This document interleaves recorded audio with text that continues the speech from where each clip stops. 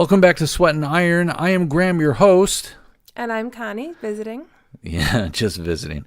We need to get you a sticker that just says visiting, so when you park there, you don't get towed away. Perfect. Yeah? That was a bad joke. Come on, everybody. I tried. Was it funny? I giggled. Yeah, you giggled. Okay. So, what are we doing? Connie, do you have any idea what we're doing? Not a clue. We're doing an intro to something. What could it be? What could it be? Did you hear any of the mini-sode that I did? A little bit. Okay. Well, I'll give you a clue. It has something to do with lifting weights very fast and workouts of the day. Oh, CrossFit. That's right. We got CrossFit coming at you. This the person that we're going to be listening to comes from Atlanta. Do you know who it is? Allie. Yeah. Oh, that was a good guess. I interviewed Allie, and listeners will be getting a good glimpse at what CrossFit is all about. And on this particular day, Connie, when I interviewed Allie, she had just finished up the CrossFit Open. Oh. Yeah, so I didn't know she competed in that. I think we get into the competition a little bit as far as what the Open is. I'll talk a little bit about it right now, but basically think of it as far as you have to do all these workouts that are assigned usually a day ahead, and you have to do them within a certain amount of time, and you have to do them correctly. Interesting. And your time and everything gives you a rating, and then you are rated amongst everybody in the whole frickin' world.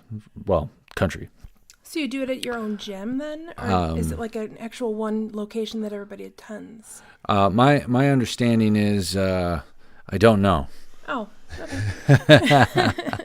But I do know that we get into as far as what a CrossFit gym is. Do you know what a CrossFit gym is? I mean... It's kind of. I know that they have weights, free weights, different... Do they do the tire flipping in CrossFit? They do a little bit of everything. I know they do rope climbing. Yes. As it turns out, we go into the no CrossFit gym is the same. They have a little bit of everything in every gym, and it really depends on the ownership of the gym and what they want to have in the gym.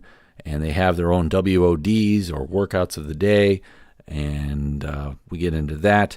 We get into how CrossFit was started, who founded it. We get into, there's this whole mess between, we've got Nike, and then you've got Reebok, and this whole debacle with who's wearing what gear during the games, Oh, so sponsors. Yeah, sponsors. Yeah. So I'll get into that a little bit, but it's Allie really opens up about her love for CrossFit, and it's kind of refreshing to get that input compared to everybody else I've talked to who is just, goes to a gym. Right. And normally when you go to a gym, unless you're going to a mom and pop gym, these corporate gyms, they're cookie cutter.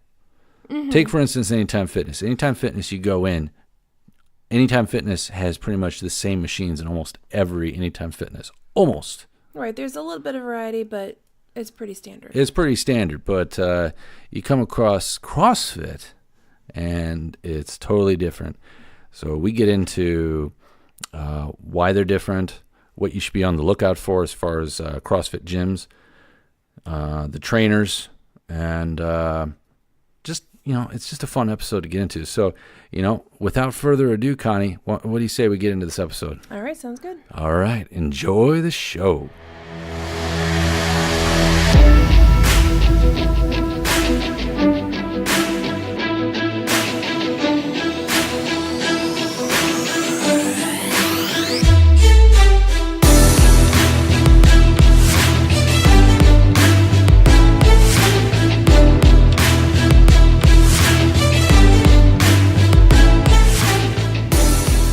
How's your weekend going?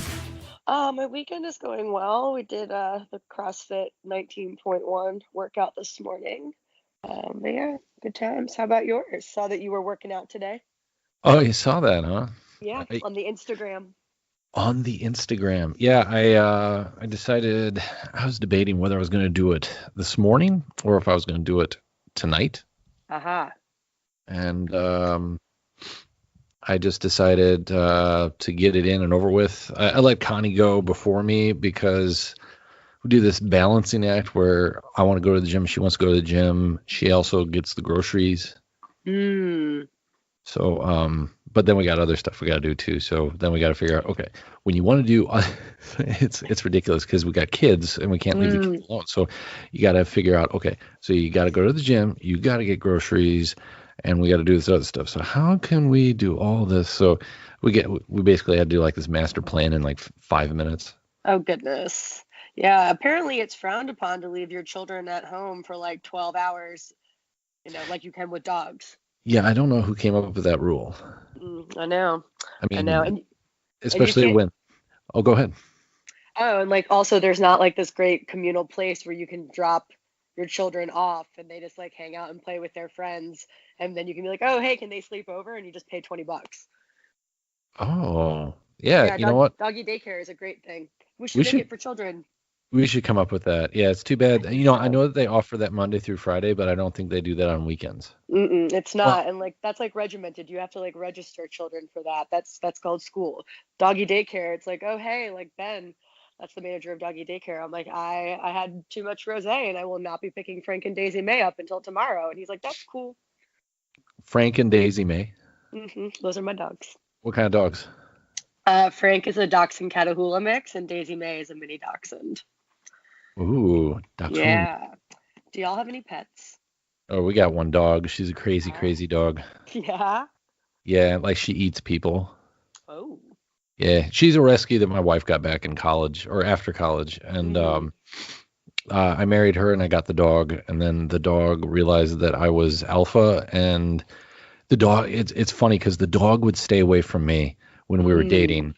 She didn't want to have anything to do with me when we were dating. I mean, my wife said I was a keeper the moment I came over to the house, and the dog didn't attack me because she attacks everybody.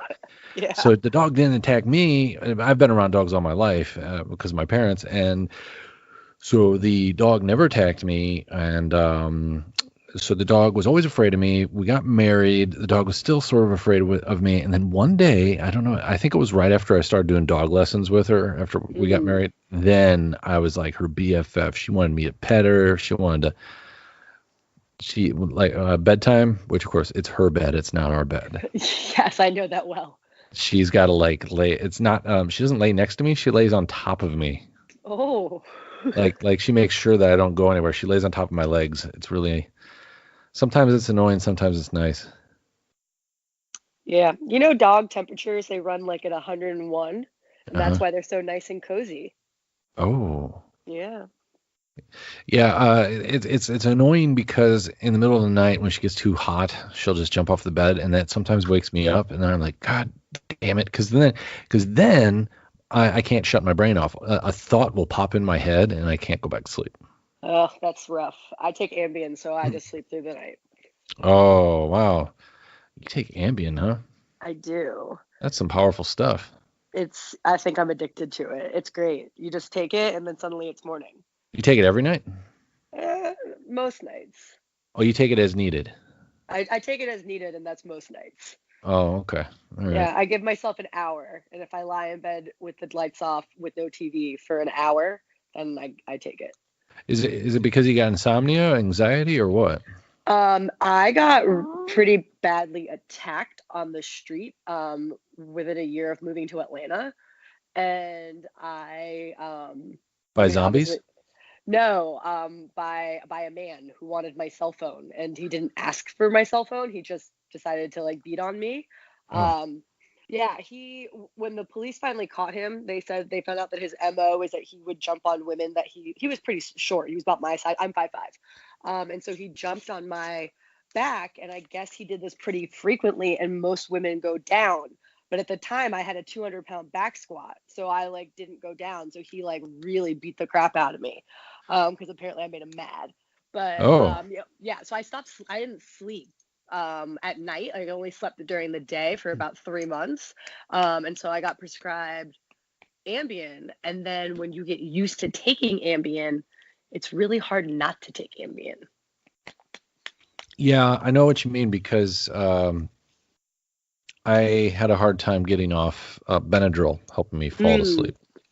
And then you try to go that one night after you've been taking Benadryl. Whenever I get sick, I like to take Benadryl because it really dry me out and I can sleep real well. Mm-hmm.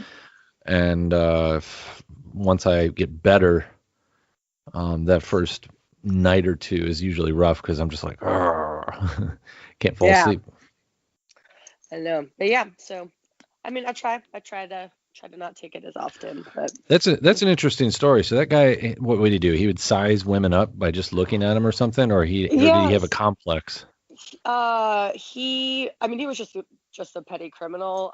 His girlfriend was his getaway driver. And yeah, it was him and this other guy. I saw the car about 3 minutes before because I saw them driving in my neighborhood, and it's a very like runner and walker friendly neighborhood. And they like almost hit me. And so I was like, that's weird. And I like looked at the car and I saw it was a black Chevy sedan. And I'm one of those like weird people that like watches too many crime shows. So I was like, And so I like noticed that like the door handles were like the rounded door handles, which apparently were only made after 2012. That was very helpful when locating them. So when like 3 minutes later, this guy is on my back, I fought him off, and then we were like, there's a lot of eyewitnesses. So he was eventually arrested for breaking into cars, and all of his combined crimes, he should have been doing some serious time, but he pled out for 5 years. That was, when did he go to jail? Like 2016. So, I mean, with the way that Atlanta works, he's probably already out on the street. Oh, so you were monitoring this guy. You were staying on top of him. Oh yeah, I went to court. Like, because victims get to go to court, and I was, because they asked me like what, I was like, I want him to have a full trial. His girlfriend had like turned on him, and so. Yeah, oh yeah, of course, because she didn't want to be in much trouble as he was. She was like, screw him. They're on camera, like making out at a gas station, trying to use my credit cards, and they were buying bananas of all things. You gotta get your potassium in if you're gonna run away.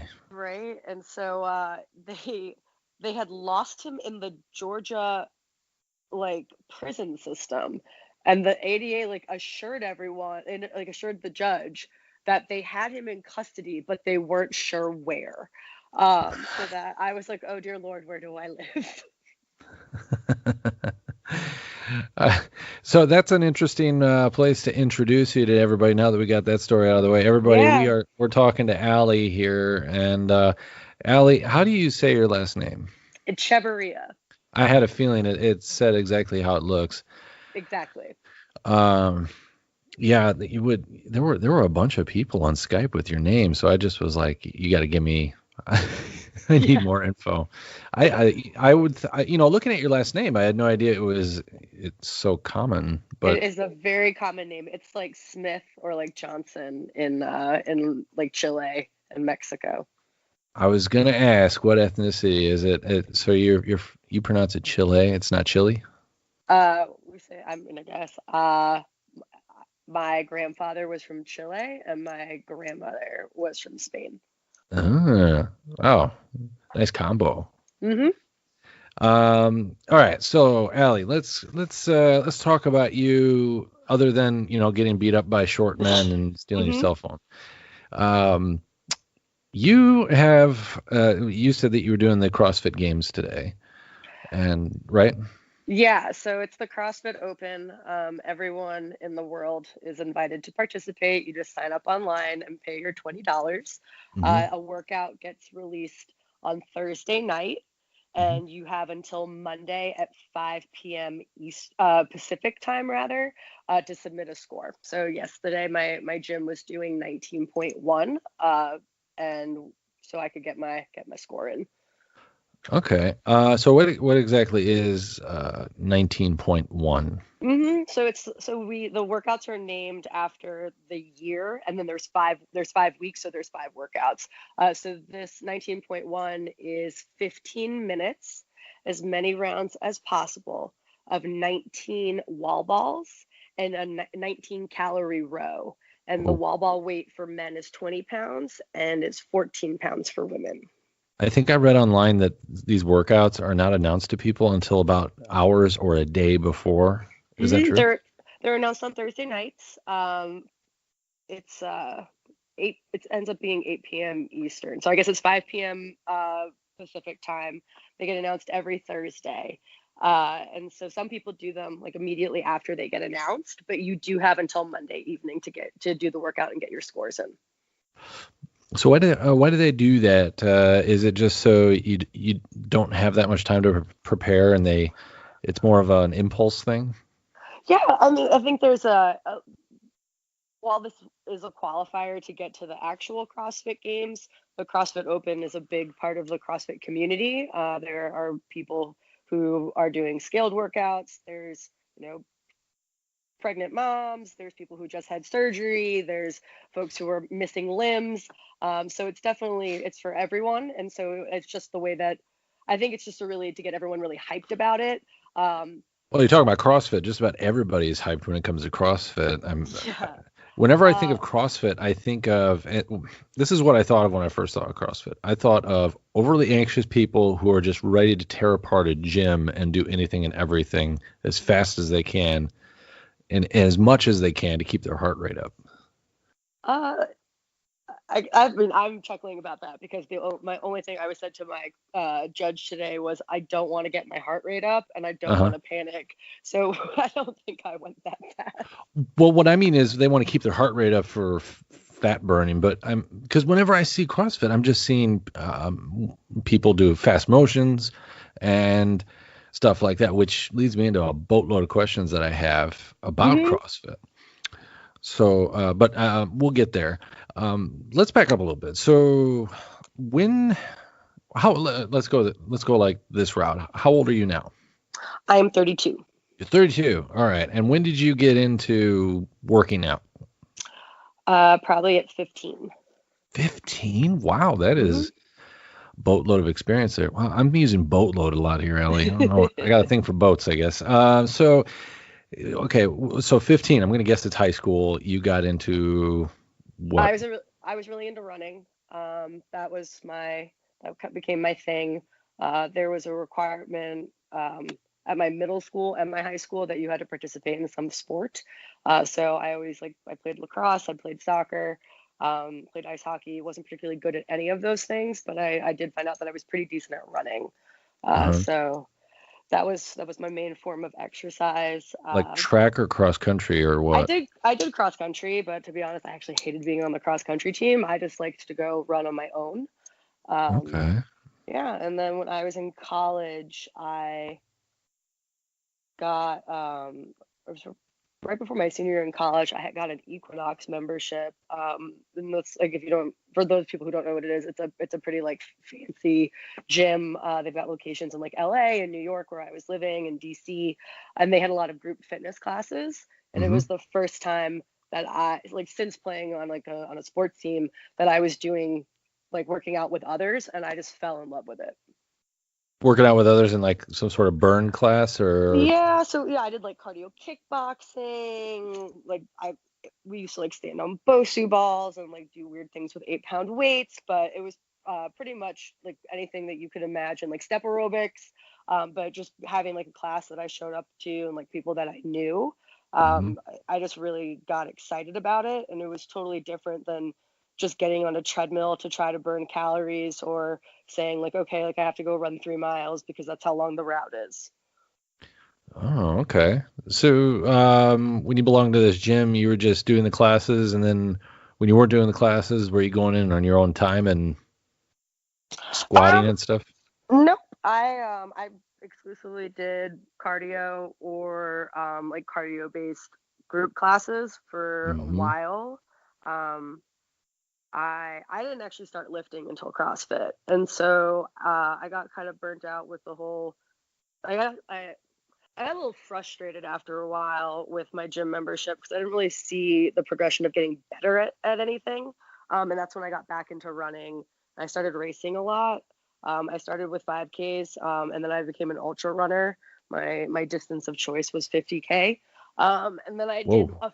I did a 50 miler once because like the whole thing is like you're supposed to build up to doing like 100 miles. And I Yeah. did a 50 miler, and I was like, you run up a mountain and you run down a mountain. So I was like on the top of the mountain, and I was like, man, like I am really bored. And I was like, when I get down, I'm retiring, and I'm either gonna do triathlon or CrossFit. And CrossFit at that point didn't have swimming, and I was like, oh, I don't really want to swim, so CrossFit it is. Was this at the beginning of CrossFit, or about what year was this? That was 2013. CrossFit, I think, has been around in some iteration since 2000. Yep. An old boyfriend of mine got into CrossFit in like 2008, so I knew what it was. Uh-huh. I had dropped in at a gym with him in Connecticut, but it was like really new, and it was also the intro class, and so we did all body weight movements in a converted like tire. I think it was like a converted auto body shop. And I was like, this is disgusting. Like I could go to Equinox and do this and like have heels and eucalyptus towels. And it didn't click for me until I went like several years later, went to a different CrossFit box. And I was like, oh, like that's the magic of CrossFit. Mm-hmm. So. Okay, so then that leads into a really good question from myself, because back in the day, you would hear CrossFit and well, they still do it sort of, I guess. It's not as bad anymore, I don't think, because people have a better understanding of it now. But when CrossFit first came out, I want to say it was at least first 10 years of CrossFit, it was the misunderstanding that people are going into CrossFit because they just wanted to lift unconventionally, I guess you could say. I don't know. Do things herky jerky. People that make fun of CrossFit. You know where I'm going with that, right? Have you seen the CrossFit fail videos? They're hysterical. So yes, I get it. Yeah, and I think that's where the bad rep comes from. And I am very guilty of once upon a time making fun of CrossFit, but that is because you see the people who aren't doing it right. And you get the same thing in a regular gym. I mean, we're not doing CrossFit because we have gyms and then we have CrossFit gyms, right? Yes. So when you go to a regular gym, everybody's just doing their own thing. You got your routine workouts. People do things in circuits, yada, yada, yada. And then you go to a CrossFit gym, and anytime I see a CrossFit gym, it looks like a giant warehouse, just wide open for people to do all the different things that they could do. There's what I saw online is you guys have I'm going to try not to say boatload, but you guys have a lot of, you can do weightlifting. I think I've seen some different kinds of powerlifting. You do a lot of kettlebell stuff, strongman stuff. Yeah. So CrossFit, like, obviously CrossFit is a brand. It's owned by Greg Glassman. It's a functional movement methodology, but none of it is actually new. It's just a combination of gymnastics, Olympic lifting, powerlifting, strongman movements, gymnastics, and just like general, like I guess calisthenics, bodyweight movements. And it's just put into like various combinations. So, I mean, a typical CrossFit gym at this point now, you would see a rig with so they're set up so that you can have multiple pull-up stations. That's also what we use as our squat racks. Then we typically have Concept 2 rowers, assault bikes or Rogue Echo bikes. We wall balls for wall balls. We do like some gyms are fortunate to have like specialty equipment like strongman. My gym actually has a strongman program out of it, so we have some like pretty awesome things that we can use. But pretty much you can do CrossFit anywhere. Like a lot of people, especially when the sport, like when it started, people were just doing it in their garages or doing it in their backyards. So when you are looking for a CrossFit gym, how do you know that you're joining a good gym compared? I mean, you could say the same thing about any gym, really, I Yeah. guess. But how do you know you're getting into a good one with the good coaches? Because you hear that some coaches are better than others, stuff like hmm that. I'm so glad you asked me that. So when I moved, had been doing CrossFit for a year before I moved down to Atlanta, and I didn't know anyone when I moved here. So finding a gym and finding a new community was really important to me. I spent several weeks deciding which CrossFit to go to, and like put that in perspective, I signed a lease at the first apartment complex I looked at. So what I did. First thing was like figure out what was near my new home, because if it wasn't convenient to get to, I wasn't going to go. And then I started checking out their websites.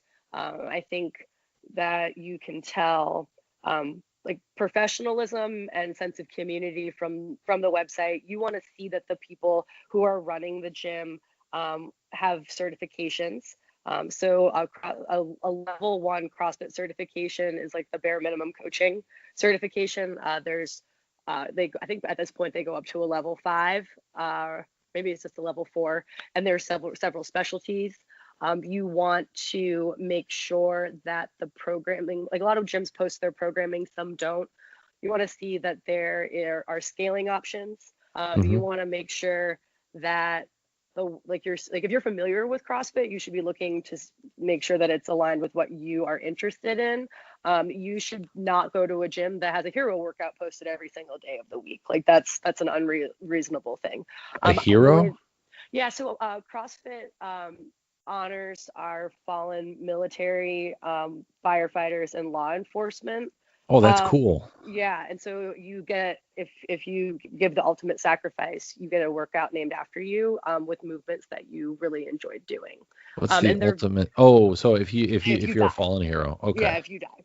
And so those are they're hard. Like it's supposed to when you do a hero workout, you're supposed to think about the sacrifice that man or woman made for you. And so like it is very unrealistic to do a hero workout as prescribed every single day. So if you're looking at a gym's website and you're like, that doesn't make sense. Why would you do Murph 3 days in a row? Uh, when I came down here, I was coming down for business before I moved to Atlanta, and so I would drop by the gyms, and introduce myself, ask to speak with the owner, try to get a vibe. When you walk into a CrossFit gym, people should be welcoming. The place should be clean. The coach should be able to answer your questions, walk you through what a typical day at the gym is like, or a typical class time. I did an on-ramp course at my original gym. So I spent 2 weeks learning different CrossFit movements with other beginners in a small group setting before I was allowed to go to regular classes. My current gym does something a little bit different. We offer CrossFit 101 classes 3 times a day, Hmm. where regular members can go, and that's for new folks to go. And there's more coaches there. The class is smaller, and so you go to that class for as long as it takes you to be able to go to the other classes. So some people are out in 2 weeks, and some people it's been like 2 years and they're still there. So and there's nothing wrong with going to the 101. I've been doing CrossFit for almost 6 years, and I like going to the 101 because I Uh-huh. think that because the coaching is being broken down for new people, that it actually has gotten me to pay better attention to things that I might not always like being like, oh, like, I know how to row. Why would I need to why do I need to be coached on it? I'm like, oh yeah, that's why your back hurts. Like, it's really good to do this. Wow. So each CrossFit gym in a way is not the same. So it's an affiliate model. They're not franchises. So as long as the person starting the gym has a level 1 CrossFit credential, they are able to apply to be an affiliate. If Hmm. they are approved, like I've never written one of the applications, but my understanding is that you have to like write a letter of intent and share your business model, and you are granted an affiliate like recognition, and you pay your affiliate fee. They're all CrossFits are different. They're run by the people that own them. Some people own more than one location.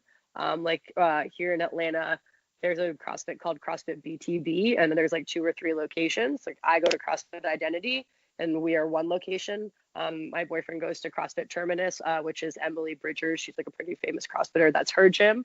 And so CrossFit Terminus and CrossFit Identity, like while people are friends with each other, our gyms have nothing to do with each other otherwise. Like they don't own us, we don't own them.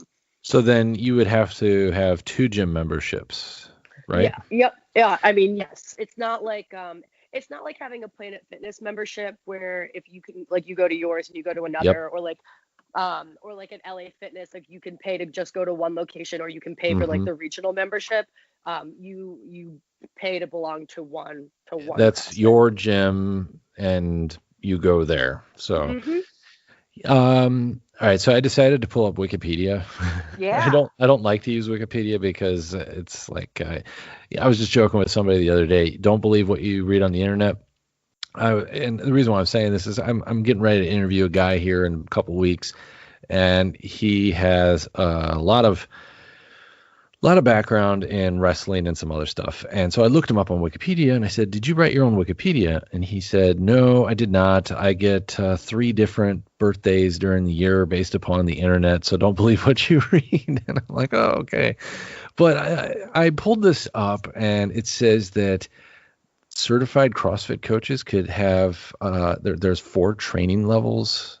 Did we already cover this? Yeah, so I said 5, but it might have been 4. So yes, it's 4. So you would be like, you can be a CrossFit level 1, level 2, level 3, or level 4. And in order to move up, it is bananas how many hours coaches have to have in doing stuff. Yeah. So getting your CrossFit level 2 is that's extremely difficult. Like I know that a couple of the coaches at my gym have a level 2, and like that's impressive. Like level 4, I think you're at that point, you're on, like a lot of people are on headquarters, HQ staff. You have to pass a test. So I think, so you get a manual, you study in advance, and then you go, like the level 1, like you spend a weekend going to the seminar, and then you take an exam. And then for the other ones, it's like an additional hours. Yep. So I understand that there's a lot of talk about, like, you can become a CrossFit coach in a weekend. Like, you can become a certified personal trainer online. So I think it's really, I was watching an interesting Lane Norton video the other day where he was talking about how it's the consumer's responsibility to make sure that the person that they're paying is qualified to be providing them with the fitness and nutrition instruction that they are asking for. So I think my best recommendation for finding a CrossFit gym is to visit as many as exist in your area, and make sure that you feel confident that the person that is running that gym knows what they're talking about. And if you are absolutely brand new to CrossFit or working out, reach out to somebody who does know, and that they can come with you, and make sure that you feel that you're being taken care of. Because I used to travel a lot for work, so I would drop in at gyms all the time. And there were some where I was like, this is amazing. I want to move to Tupelo, Mississippi to go to CrossFit Tupelo because those people are like baller. And then there's other gyms where I was like, how the heck are you guys still in business? And I looked up, like, not all of them still are. So that is one beauty to the affiliate model. If you are not good, and nobody wants to go to you, you'll go out of business. You'll fail. Greg Glassman, the guy who started and runs CrossFit, is a very big libertarian, and believes in the free market. That's also why they don't, with the exception of the CrossFit Reebok deal, which expires, I think, in 2020. There is no CrossFit branded gear. Like, you don't get a CrossFit branded rig. You don't get a CrossFit branded barbell. You don't get a CrossFit branded jump rope. Like, those things just don't exist. And so he really is like, you guys go be innovative, go make money, and go figure this out. And we're just gonna do what we do best at HQ, which is run an affiliate model. Yeah, speaking of the Reebok deal, I just happened to read an article somewhere this morning while I was drinking my coffee, and there's this whole controversy over the Reebok deal, I guess, and it's it's Hmm. all spawned by the fact that there's no it's a no competition clause type thing Hmm. where only Reebok stuff can be used at the games, right? Yep.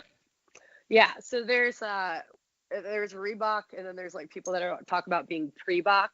So the CrossFit Games used to like originally took place at a ranch in Aromas, which was like Dave Castro's parents' ranch.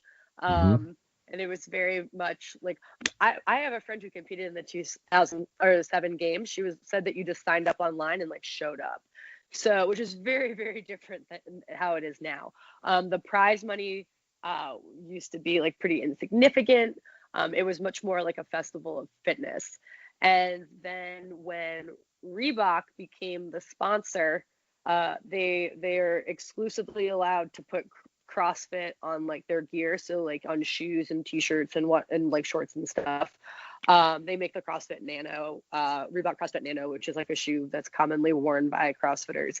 Hmm. So they are the title sponsor of the CrossFit Games and have been since I think 2012. And uh, they, I mean, they fund the thing. Like they make sure that it's possible. They are the people that are giving these like $250,000 prize purses to the winners. So, I mean, my thing is like if you're putting your money where your mouth is, you can make whatever rules you want. Prior to Reebok, you could wear like obviously wear anything you wanted to the games. Hmm. And then for the first year or two, athletes could still wear whatever they wanted.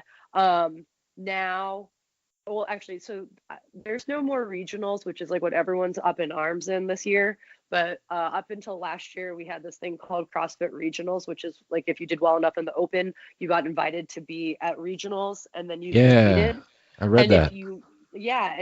if you qualified for the games based on your regional performance, you got taken aside and they measured you for your custom Reebok stuff. And then when Ooh. you showed up for the games, which used to be in Carson, California, they Hmm. had a gym bag full of swag for you. Ooh. So it's not like they tell the athletes you're only allowed to work like Reebok stuff and now you have to pay for it. Like they give you like all this sweet stuff that then has like your number on it. I thought I read somewhere that Nike parked a truck outside the games one year. I Some. would not put it past them. Yeah, when the Nike Metcon came out, it was like the biggest talked about shoe because all these folks who had been feeling like they were stuck wearing Reebok or Innovates were like waiting to be able to wear like Nike CrossFit specific shoes. And there's some diehard Metcon fans. Like I'm personally a Nano girl.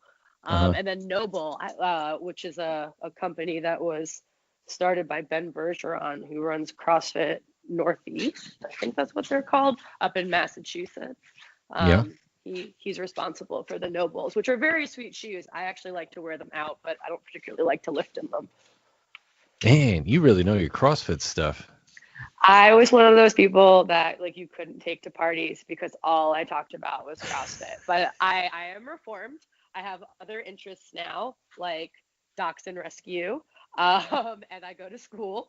But yeah, for a while, like all I wanted to talk about was CrossFit. What are you going to school And for? I am now going to school to be a dietitian. I had a tri-life crisis last summer where I quit my job in education reform, and now I go to Georgia State. Oh, educate. Yeah. So there's something for education reform. Well, that'll get into politics, but Yeah. if so, dietitian, that's fantastic. How's that going? Yeah. I love it. Right now, I'm doing science and math prerequisites because I did not study that in school the first time I went to college.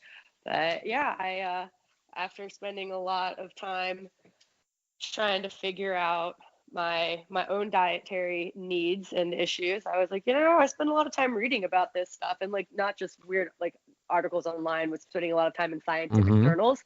And I was like, Mm-hmm. man, like I could have a degree and someone could like pay me to do this for a living. So yeah, so I had to go pursue it. I have a friend over in the UK that I did an episode with towards the beginning of the show. She's doing the same thing. She spent so much time studying herself and how she can improve her diet and everything. And she decided you know what? Why don't I just go to school for this and help other Yeah. people? It's a great concept, and I feel that there needs to be more people out in that field who have done it themselves, rather than people who just decide, I just want to make money. hmm Yeah. So I think like one of the things that there's just so many people online now that like look awesome who are saying that they're nutrition coaches, and I'm like, but are you really, or are you just like genetically gifted, or are you just really a hard worker? And Hmm. then conversely, there are some folks who have the credentials as dietitians who I'm like, do you follow any of the guidelines? Because like I don't think you're actually and that healthy. And like I want to be the first person to admit that like I definitely have cheat days. Like I eat American cheese craft singles. Like I do not have a perfect diet. Hmm. But I think that it's like to find people who are actually really interested in fitness and nutrition to Someone who's like very have. transparent. Yes, rather than being like, I'm telling you that you need to eat broccoli because that's what the American dietary guidelines say, but I actually eat donuts. And then conversely, somebody who's like, I have absolutely no knowledge on this, but I have abs, so I think you should eat what I eat. Yeah, I mean, I feel that right now, I feel the market is saturated with people who are very fake, Mm-hmm. or people that are just too by the book. Like, I read this in the book. This is how you're supposed to do it. We need more people in the market who have been there, have done it, know the struggles, know the struggle is real, and Mm-hmm. understand, how to approach people and be more personable. But yeah, I think that's great that you're doing that. Thank Um, you. let's get back into some CrossFit stuff. I was, oh yeah. So speaking of Nike, let's go back to the Nike thing. The article that Mm-hmm. I read, I cannot reference it because it was one of those things where you're on your phone, you're just looking at random crap. And this one said that Nike parked the truck out front and said, "Don't ban our shoes, beat our shoes." So they're trying to play that scheme of, okay, if you want to go with Reebok, why don't you just go up against someone who's got the Nike? I don't know. I'm a person that has yet to understand what gear is better than what gear. If it feels good on me, I use it, but I'm not a brand person yet. How are you? You said you prefer Well, nanos. yeah, so I got Reebok Nanos when a few months into starting CrossFit because that was the shoe that like coaches told you to get. It was those were the Reebok twos, the Nano twos, which people still talk about being the best pair out there. Like they still sell them even though we're on the Nano 8. Um, and so like that's before that like I wore like I think I was doing CrossFit in a pair of Nike Frees, like my running shoes. So that put people in kind of like a predicament because you were basically told that the only shoes that were approved for CrossFit, because you need something that you can lift in, that you can also run in, that you can do box jumps in, that you can Olympic like weightlift in. Like it was just you definitely do rope climbs in. I don't know if you ever tried to do a rope climb in a pair of running shoes. Like you'll just tear off the side of the running shoe. So Oh, it that's put good people to in a know.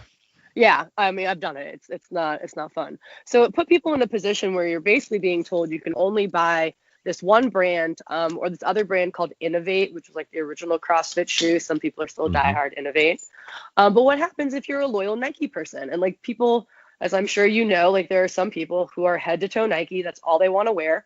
They've been wearing Nike for years, and suddenly they're being told that the Nike shoes that they are wearing are not appropriate for the thing that they do 5 to 6 days a week. Hmm. So then the Nike Metcon was very, very much anticipated. My feet just aren't that narrow, so I don't think the Nike really works for me. Hmm. Um, I've I just keep on going back to the Nano. And I also think they look good with booty shorts, and that's pretty much all I wear. So that's what I go with. Yeah, I had no idea that shoes changed in narrowness, wideness until I did my first obstacle course race, and I Ah, I did it, and I can't remember at what point. I was under the gun because I didn't realize it was so tough to order a pair of shoes and what was really involved in a pair of shoes. So I signed up. I waited like almost a year. I went an entire year practically, and about, I want to say about a month before the race, I decided, okay, let's go look for some shoes. And then as I started researching, I'm like, holy crap, these people are like really into what kind of shoe they got to wear. And then, Yeah. because with these obstacle course races, you can't wear a running shoe because you'll slip and slide everywhere.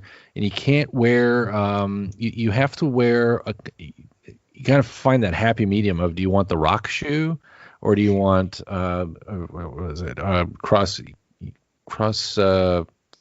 trainers. Cross trainers. I can't remember. I went with like a Mutter shoe because it gave me the extra grip, but and it was slow to run in, but it was so good on surfaces and grip. But when it comes to rope climbing, I haven't done a rope climb since I was in grade school. I'm actually afraid to do it now, mainly because I have no idea what's in the mechanics of it. I mean, you want to keep your body close to the rope, right?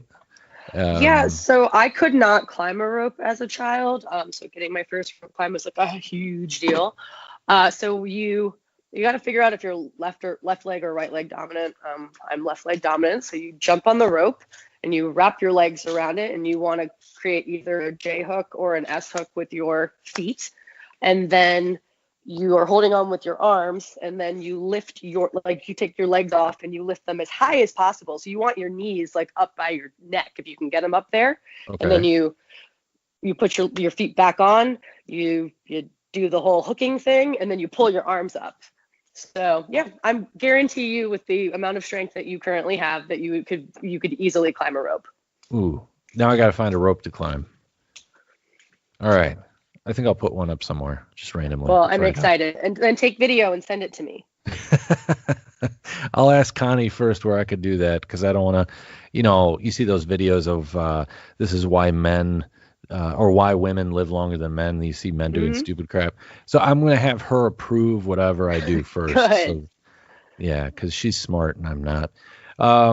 Okay, so here's another thing that I it's Wikipedia, so you tell me if this really happened or not. I mean, it sounds like it did. This whole let's see, I think I lost it. Criticism. Oh, the risk of injury associated with CrossFit has been controversial, and the lawsuit. The lawsuit, yeah. Oh, I love the lawsuit. Let's talk about the lawsuit.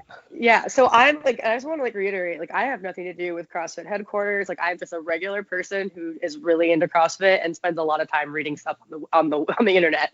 So it's the NASM, which is, I need to look up what that actually stands for, but it's the people that do the personal training credentials. It is the National Academy of Sports Medicine.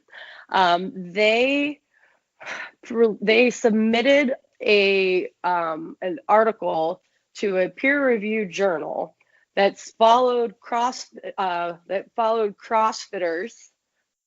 through a certain period of time that they said proved that CrossFit people it was more prone to injury. And then if you really dig into the study, it doesn't actually prove that at all. The methodologies don't prove it. They really took some liberties with the analysis, and the people who conducted the actual study don't back up the way that the NASM presented it. It was the NSCA. It was the NSCA. Okay. So the NSCA followed 54 participants for 10 weeks. Yes. But so CrossFit has its own legal arm, and if you make them mad, they will look into it. And so they said that this journal they knowingly submitted a journal, an article for a peer-reviewed journal with inconsistencies and inaccurate data or data analysis. And Then they this was spent a long time in court, and the judge agreed with CrossFit. And so now, on top of that, the insurance company doesn't the insurance company that was supposed to be backing up this, I think it's the NASM, is now saying that they're not going to cover those legal fees. Oh, yeah. Yeah. Yeah. So, moral of the story is don't submit fake things. Wikipedia says that the district court ruled in favor of CrossFit, claiming that the injury data was found to be false and possibly backed or was false because, but not that the NSCA was commercially motivated or that the publishing of the study was defamatory, as the NSCA no longer stood behind the study. So basically, all of a sudden, the NSCA goes, yeah, they just basically said, yeah, you called us out. It was not real. I mean, it wasn't 100% correct. And so CrossFit they apparently submitted false documents in court, which is really what got them in trouble. Oh, so that's what mysteriously made them back down. They were just like, oh, they caught us. Yeah. So with CrossFit, I have been involved in fitness in one way or the other for the past 17 years. I have been injured multiple times. I have been injured mostly from running. So I had what kind of injuries? So I thought that I actually had terrible knee problems throughout my running career. Ooh, talk to me more about this, because this is something that I feel like I don't mean to cut you off, but as soon as you said knee problems, I don't know if you've been listening to my minisodes, but I've been experiencing knee issues off and on, and it all occurred after I started running in the cold. Got it. So I thought that my sister, who is a few years younger than me, she has torn both of her ACLs. So because of that, I was convinced that I was next. So my knees started really hurting. And I was like, oh my goodness, I'm going to have surgery. What is wrong with it? Wasn't my knee at all. It was my IT band. Ended up having very weak glutes because running is just one plane. I wasn't doing any assistance work. I was really just ignoring my general fitness to be able to run long distances. So my best advice to you is to go see a PT and get a movement assessment, because he or she should be able to figure out if it's something in your knee or if it's another muscle or ligament or tendon that is causing the knee pain. And so there's actually nothing wrong with my knees at all, but it was horrible. My leg locked out at mile 12 during a 34-mile trail race. So dragging your leg for 22 miles is really not a fun activity. That's exactly what's been happening. Is I'll start running and all of a sudden my leg wants to lock up. Yep, it's probably I'm not a doctor, so no, I'm not. For me, it was an IT band issue, so I would totally go to a PT. What I have found is dry needling has been a godsend. Dry needling? Yeah, so dry needling is it's a lot like acupuncture, but it's done by a physical therapist. And my physical therapist will figure out what muscle needs to have needles put in it, and some of them she jiggles around, some of them she just leaves it in there, more like a more traditional acupuncture. And then it's amazing. I have a lot of I don't activate my glutes enough, and I'm very quad dominant. And then I ultimately start pulling with my back. So I have had some back issues, and she puts some needles back there, and it's amazing. Yeah, myofascial trigger point dry needling. Oh, that's interesting. It's an alternative form of medicine. Okay, yeah, I'll check that out. My doctor has recommended that if he says stay off leg day for 6 to 8 weeks, and if that doesn't help, then go to PT. And I'm like, okay. And I know that insurance will cover it up to a certain amount of time, so yeah, I'll take a look at it. But yeah, so you've had your run of injuries, your legs, your knees. Well, as you found out, it was your IT band. But what other injuries have you had? I throw out my back probably once a year, And the funny thing is that it's never actually at CrossFit.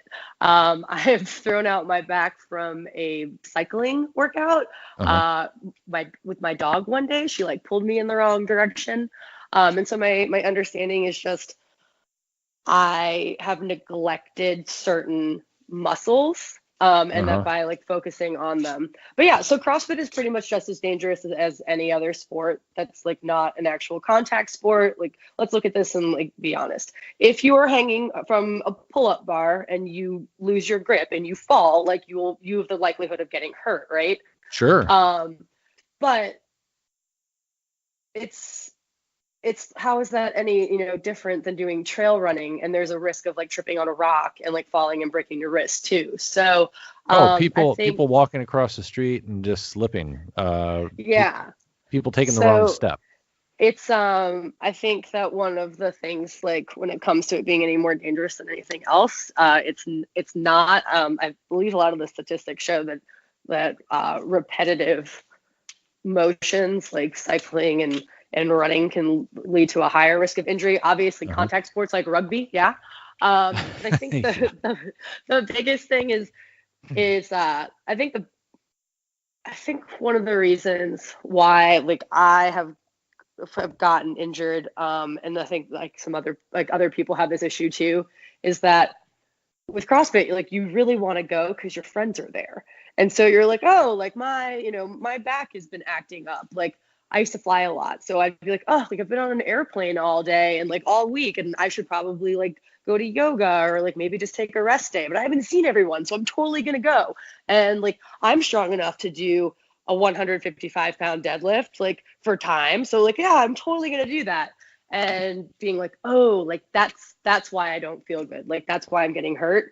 So I think just being aware of your body and then realizing that like you can go to the gym and scale the workout, or you can like go to the gym and not work out at all and just see your friends, and just making sure that you're aware of that. I think that the competitive aspect of CrossFit, when you get to a point where you realize, like if you're an actual competitive athlete, like that's going to the games, like this is totally different. Like I get that, like that's a competitive sport.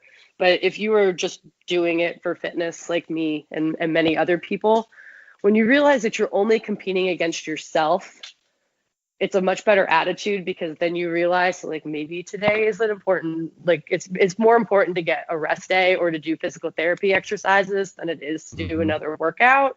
But especially like in the beginning, or when people are like really, really jazzed about CrossFit, they're like, oh, like I have to beat that other guy in my class. And you don't actually have to be the other guy in the class. Like it's great to like push and egg each other on, but like you injuring yourself on a random Tuesday workout is worth nothing. Sure. Yeah, yeah, and I think that just goes back to the misconceptions of CrossFit, because everybody sees you guys do a lot of fast movements. I mean, you guys do the clean. You do the powerlifting real fast. You do the clean press, the jerk and press, and Yeah. a lot of regular bodybuilders and power lifters who don't do CrossFit see that and they go, oh, yeah, they're gonna throw out their back doing that. I worked with a guy who would throw out his back simply by sneezing. Really? I mean, I don't question it. No, at first I thought it was weird, but then he's like, no, dude, I have like a screwed up glass back, one small little jerk and boom, I'm out. I'm like, oh wow, that sucks. I mean, I wouldn't want that upon myself, so I feel really bad for that guy. But yeah, anytime I hear somebody who's got back problems, I'm just like, oh, that sucks. And I don't know. I always thought that when it comes to backs, we're still figuring things out. I mean, I don't believe in chiropractors who will fix your back, your bones, to fix a cold, sinus issues, all that sort of stuff. But I do, I didn't believe in chiropractors fixing backs in general until our son was born with kind of a twisted back. They said that it had something to do with the way that he came out, and because they had to twist him and stuff to get him out. And when he came out, he would sit all weird, like, and he would always be crying whenever he was in the car seat. He'd be crying whenever he was laying down. We couldn't figure out what was going on. And then when we took my wife took him to the chiropractor, one that did neonates and babies and whatnot. And the chiropractor said, "Oh yeah, he's got a twisted back here, but we can fix him. He's young enough that if we do a little bit of this, a little bit of that, I don't remember how long. I think she took him to the chiropractor for about a year or less and got him all straightened out. And when he would sit in the car seat after that, slowly but surely he stopped crying. That's But, awesome. yeah, and I don't know why I got into that topic of my son and his back and everything. I think it's just, I don't know. I guess when I hear somebody talking about their back, I always think about, now I have my son's story, and then I think about all the people I met who have back problems, and it's not a joke. I mean, when somebody's talking about throwing out their back, it sucks. Yeah, it's pretty rough. I live by myself, and I was once on the floor, and I mean, I couldn't get up, and my dogs were like jumping on my head, and I had to call my ex-boyfriend because he knew where the spare key was, to come get me, and let my dogs out while the ambulance came. So it was like, it was really bad. But yeah, I also go to a chiropractor. Shout out Dr. Dan Schumann if you're in the Atlanta area. And I agree. Like, I don't believe that going to a chiropractor is like going to detox your liver, but if you are having neck or back pain, like, it is awesome to go. And so, yeah, I think that there's just, for me, I think, so I'm 32. I'm by no means old, but I'm also not particularly young. And I think that I put my body through like some pretty grueling things over the years, and having to look at it as being maintenance. Like, when I go to I got cupped today by my physical therapist, who's Dr. Kelsey Paramore. She's awesome. So I got my cupping done today before my workout because I have very tight lats. So I like do my physical therapy exercises. I know what I'm supposed to do, but I see her on a regular basis because I need maintenance. Like, you put maintenance into your car, right? Like, so it can keep on running.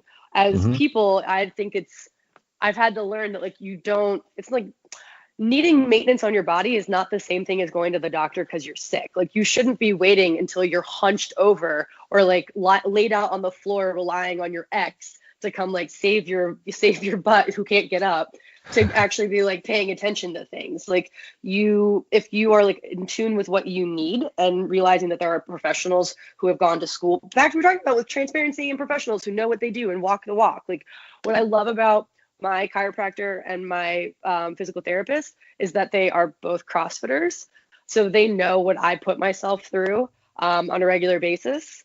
The same way that, like, if I was like still running, I would definitely want to go work with someone who was like supportive of my ridiculous running goals. Because a lot of people, you go in, you're like, oh yeah, like, I run 50 miles for fun. And they're going to be like, no, you should stop doing that and pick up something less impact, like the elliptical. That's not, like, obviously that's not what I wanted to hear. So having someone who's supportive of your goals, who's willing to tell you, like, actually, like, you're injured and you can't do that for the next 6 weeks, but we'll get you back. I think is really important. What's your favorite thing about CrossFit? Let's talk about, do you have a favorite thing, or could you list off some favorite things? So my absolute favorite thing is the community. I was, in my opinion, not a very likable person before CrossFit. I had a lot of people that were like willing to hang out with me, but I don't think I really had any good friends. I was antisocial. I was just very closed off, and I'll be honest, I was pretty mean. I'm like pretty open about these things. Like, I'm from New York. Everybody goes to therapy. Like, I had been going to therapy. I was just really angry and bitter about a lot of things. And I worked out, so I didn't really feel the need to do anything else. But I started going to CrossFit, and the community is just so supportive. And it was something like, I did not have a traumatic childhood. Like, I had a great upbringing, and like, I don't really know why I struggled to make good friends, but it was through CrossFit that I really learned self-love, loving others, taking like just being just a genuinely happy person. It gave me like so much confidence in myself, confidence and trust in other people. The Open is such like the CrossFit Open that we started talking about in the beginning is such an amazing time because it really brings the community together. People are cheering for each other. People like, and this is like any day of the week at CrossFit. Like the person who is finishing the workout last has the most people cheering for them. At a CrossFit gym, if your coach doesn't see you for a few days, they will call you or text you and ask what's going on. I used to forget to tell my coach that I was going to go visit my parents for 2 weeks every June, and like every June, like clockwork, they're like, "Allie, are you okay?" And so people just genuinely love each other. I'm not saying that you can't get that at other gyms or like different like studios. So please, like, it's not a CrossFit exclusive thing, but this is CrossFit really makes it a priority. My other favorite thing is that it's really hard to get bored at CrossFit. We have so many, we pull from so many different sports and training methodologies to create CrossFit that there's really something for everyone. You mentioned before, like, you know, when people see CrossFit, it's just people do, like, they see people like going ham on movements. It's because like when you post about CrossFit, you like want to post the cool stuff, which is you doing things as fast as possible or as heavy as possible. Like I don't post my 55-pound power clean because that's like not cool and sexy. I post my 155-pound power clean. That being said, most of our workouts start with some type of strength or skill component. Like obviously we do the warm up, then we do a strength or a skill. And then that like crazy go ham is called the Metcon. So it's metabolic conditioning. It's a certain number of movements. So there's a prescribed number of movements. It's a prescribed number of reps. And it's a prescribed or recommended weight depending on your ability. So when I understand the concern people might have when they're like, why would you do 20 consecutive deadlifts as fast as possible? I'm not doing that with my 1 rep max. I'm doing that with a light to moderately heavy weight.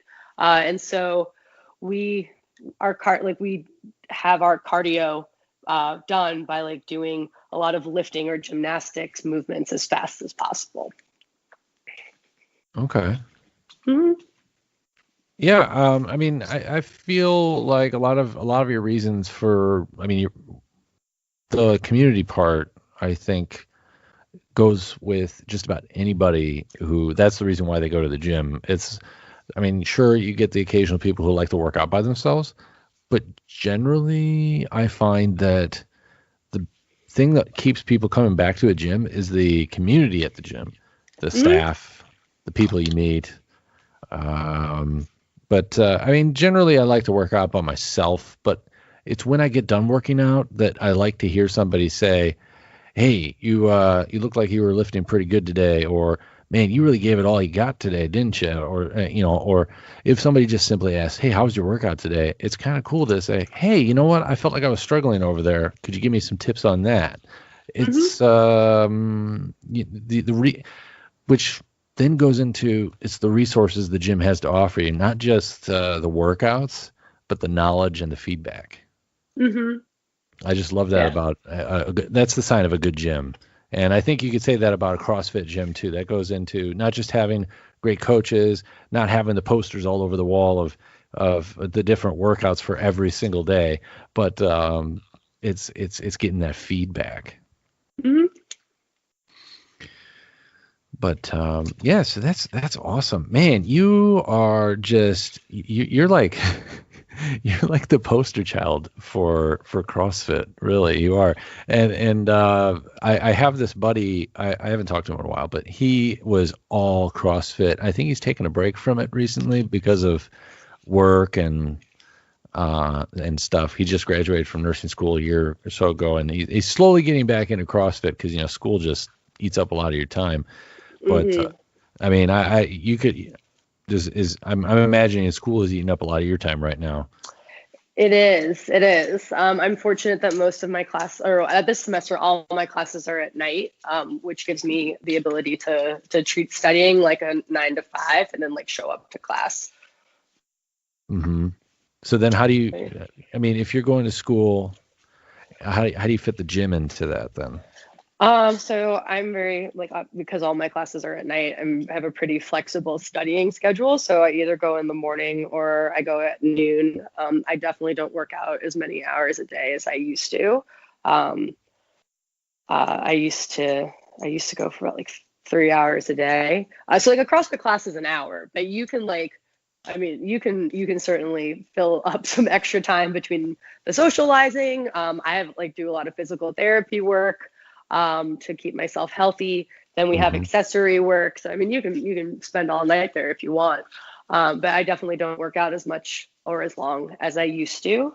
And that's interesting that you said that your buddy took some time off. CrossFit is actually not my current priority. I am training for a strongman competition on March 30th. So Ooh. I go to strongman twice a week. I usually do CrossFit like 2 or 3 times a week, and then I've been going to Pure Barre. So huge shout out for Pure Barre.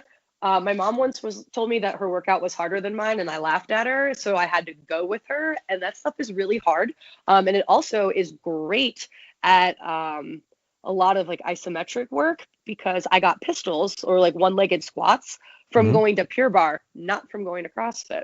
Oh. Yeah, which is it's like there's a few movements that when you get these things at CrossFit, people are like, ooh, if you can double under, if you can muscle up, or if you can do pistols, people are like, ooh. And I'm Ooh. I'm a very average CrossFitter. I'm pretty strong. I'm decently fast at running, but Uh-huh. I'm not by any means a good CrossFitter. I'm just willing to put the work in, and I think I have a pretty positive attitude about things, so people like having me around. Um, but one day we had this workout with pistols, and I was like, oh, I know how to do pistols. So I was knocking them out. And my buddy Francisco was like, you have pistols? And I was like, F yeah, I have pistols.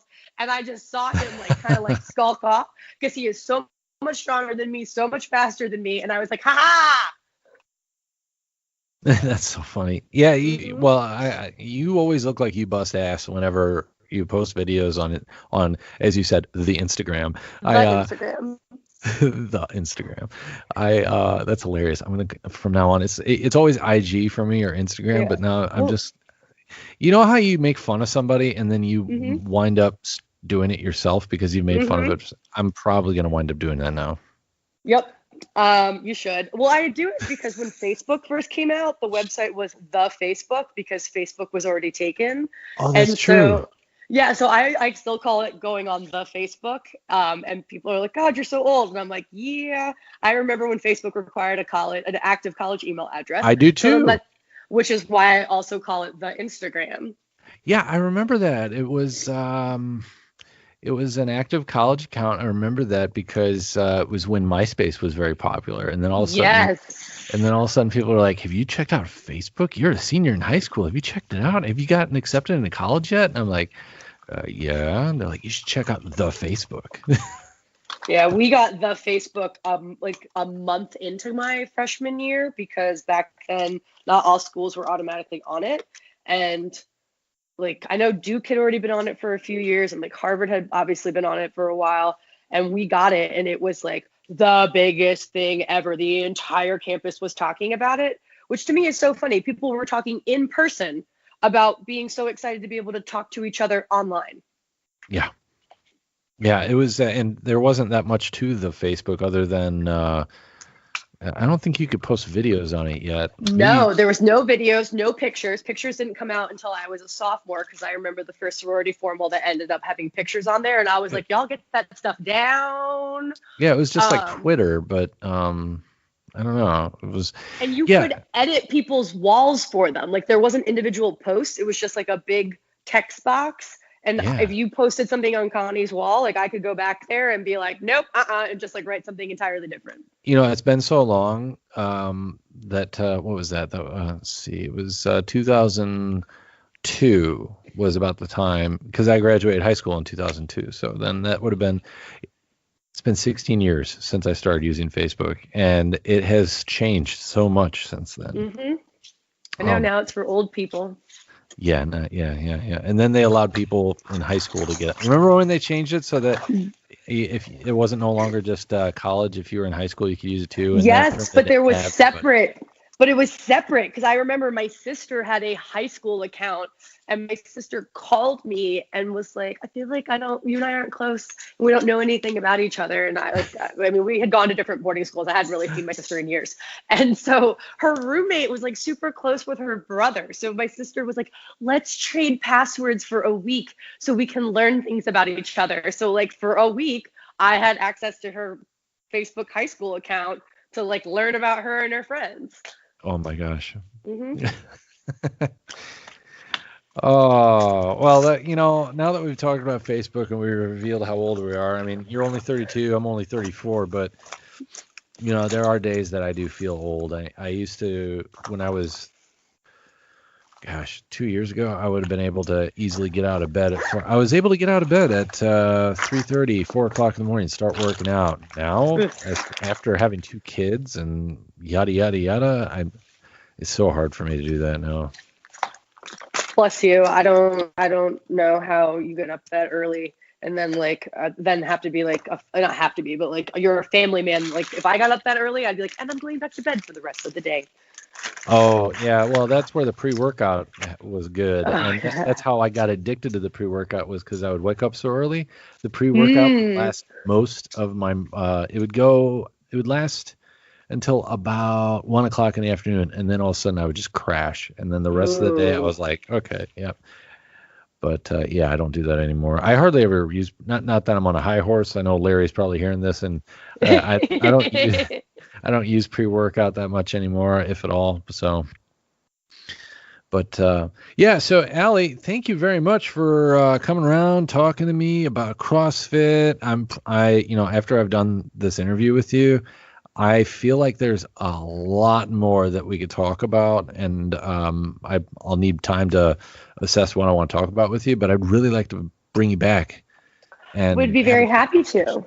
Oh yeah, that's awesome. All right. So everybody, it's been Allie, and Allie, do you want to share your? I mean, you can if you want, but I'm leaving it up to you. Do you want to share your Instagram? Sure. So my Instagram is at In Shape Out of Mind. I also have a blog called In Shape Out of Mind.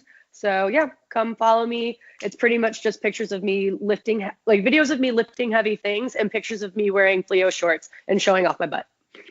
Yes, and but doing it very well, the lifting part at least. I'm not going to mention about Connie's going to be like, you talked about what? So so everybody, thanks again for tuning in. This has been a fun episode here, Allie. Thanks again. And for the rest of y'all, you keep setting your goals and you keep at it.